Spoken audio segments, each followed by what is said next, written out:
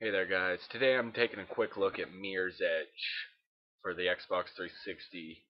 Honestly, a lot of people have mixed feelings about this game, and I understand their concerns, but I love this game, you know? If you get used to it, it can be a great game. Um, Basically, the way it is, it's a first-person platformer. That's just what it is. You run around cities doing parkour and stuff, you know? I think it's awesome, you know? I always challenge myself to go faster or do something cooler, you know, get there in a more unique way. But I do wish that it would allow you to be a little more unique with your, you know, it's too linear for my taste. There, it's there's some spots where it's not as linear, but it is way too linear for what it's trying to be. I I honestly would love to see this game in a sandbox type game. Basically, the story of it is that you're part of a group of people who deliver information across the town by parkouring, and they call you the runners. Um, it goes into a story about political corruption. It basically starts out with you finding out that your sister is going to be framed for killing a politician who was running for mayor of the city, one that might be able to change the corruptness of the city. Because it goes into the whole, colors are bad, must be, like Fire Nation, basically, if you've watched Avatar. Um, that side, basically, the runners are characterized like you can spot a runner they talk about by, affinity towards the color red and stuff like that. Um, so throughout the game, there will be a hint system of where you're supposed to go.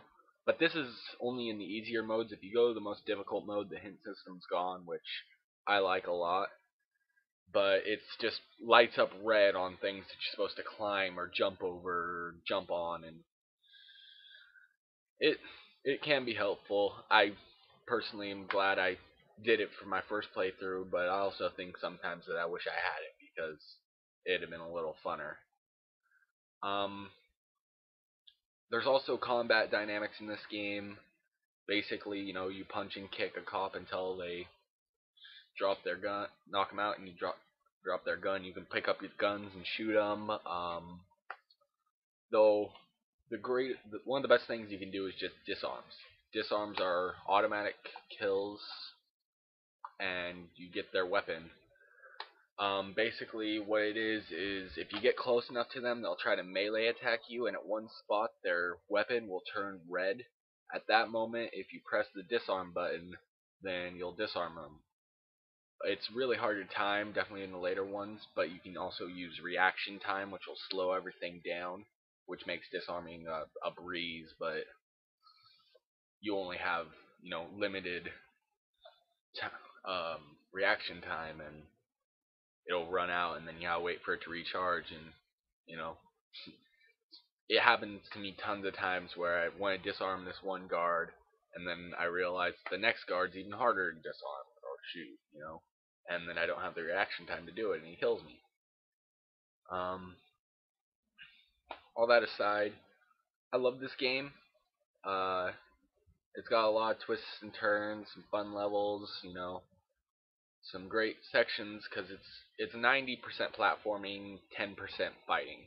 So you're doing mostly platforming. For the most part, you're running away from the enemies rather than fighting them, which is good for this type of game. It makes sense. Anyways, I give this game a 7 out of 10. It could be so much better, and I don't think EA's gonna do it again because it didn't sell well. So yeah, well, see you next time, YouTube. This is Jared the Hedgehog. Bye.